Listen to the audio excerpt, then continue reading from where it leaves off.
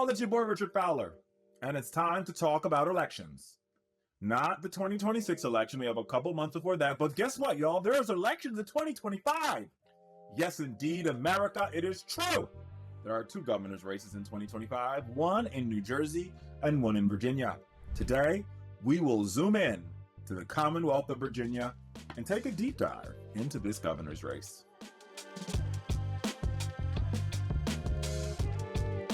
Here's the matchup right now, and here's the state of the race. Right now, this is a two-person race between Abigail Spanberger, who's a Democrat. She's a former CIA officer, currently sits in the U.S. House of Representatives, and has carved herself out as a centrist, emphasizing economic pragmatism and supporting labor unions and the power of collective bargaining agreements.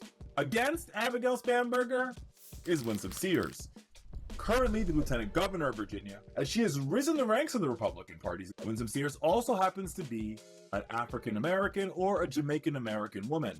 If Winsome Sears wins this seat, she'll be the first Black woman in America to sit at a governor's mansion.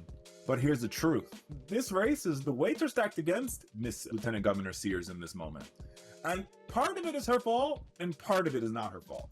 Let's unpack the part that's not her fault. So, in the most recent polls, one was done by Roanoke College just a couple days ago, they found that Spanberger was leading Sears by almost 17 points with a significant portion of undecided voters. The Virginia Free Poll, which was done a couple days after that one, has the race a little bit closer, with a 4-point lead by Spanberger, with Winsome Sears losing in that poll as well. Now, I've gotten a chance to know Winsome Sears. I've also gotten a chance to meet Abigail Spanberger a couple times. And I think both candidates come with their negatives and their positives.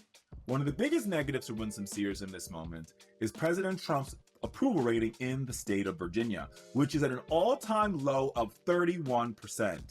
Yes, indeed, America, it's in the 30s. And there's a reason why it's in the 30s in the state of Virginia. Virginia is a state that has benefited the most from its proximity to our nation's capital, and thus is benefited from not only having federal workers that it could call residents, but it has a lot of government contracts that go to Virginia-based companies and, hell, Virginia-based citizens. It's also worth pointing out that the United States Pentagon and the CIA's headquarters are both located in the Commonwealth of Virginia, in the northern part of the state.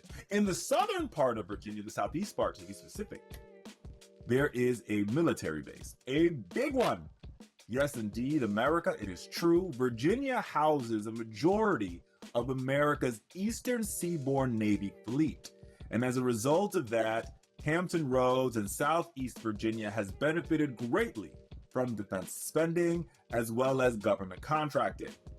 Now, here's where Winsome Sears' campaign gets into some trouble. Over the past 100 and some odd days, Donald Trump has taken an axe to our federal government and government contracts, leaving many Virginians unemployed or looking for new places to get contracts because their government contracts have been canceled by Elon Musk, Doge, and Donald Trump. This has created a world in which Donald Trump's approval rating is low, and many Virginian voters on both sides of the aisle see this country as going in the wrong direction. The lieutenant governor has moved quite a bit, to say the least, on abortion. Not too long ago, Winsome Sears supported a 15-week abortion ban.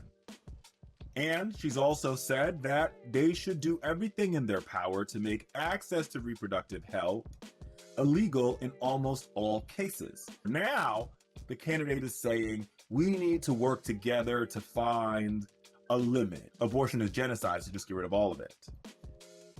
This has clouded the Sears campaign quite a bit. So with the Trump cloud and the abortion cloud, and I would argue the Republicans in Congress cloud sort of hovering over her campaign, it has made Winsome Sears' ability to win this race a little more difficult. And I'm going to tell you, I'll be the first one to tell you, I've been watching this race for quite some time, and I've actually been somebody who's bet on Winsome Sears. Not because I agree with her politically, but because I think you have an African-American woman who's able to coalesce the MAGA base and potentially peel off. In this governor's race, let me just say this is going to be a low turnout election. Unless something miraculous happens and manna rains down from heaven, they need high turnout amongst their base, amongst unlikely voters, because that's where a good chunk of their voters live. Here's some strengths for Abigail Spanberger and some weaknesses.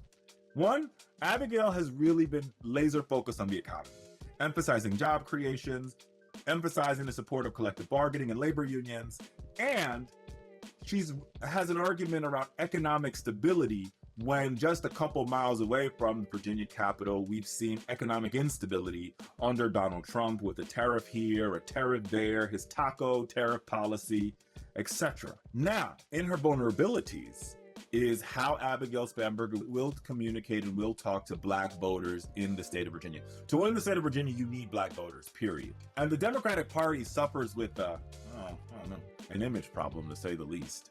Right? They can't seem to find their footing. They don't know their way out of a trash bag, and their voters know it. And their voters can see it.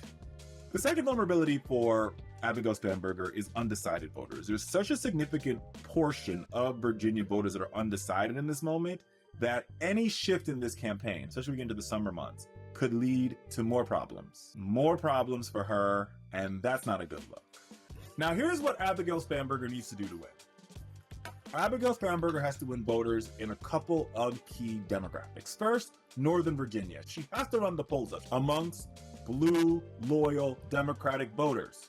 It includes Alexandria, Arlington, Loudoun County, parts of Prince Williams County, and Fairfax County, one of the wealthiest counties in the country and one of the most highly populated counties in the state of Virginia. And of course, like I said before, she has to do well with Black voters. Now look, I'll be honest with you, this race is going to be close, and you're going to want to watch this race because the 2025 Virginia gubernatorial race will be a referendum on Trump's influence and the direction of the Republican Party. So you want to watch this race to, one, see how the Democratic base performs, and can Spanberger and Virginia Democrats bring back the Biden coalition? And two, can Winsome Sears pull magic out of a hat and create a coalition which includes MAGA voters, a sliver of Black voters, and many of the Latino American voters that shifted to Donald Trump in the last election?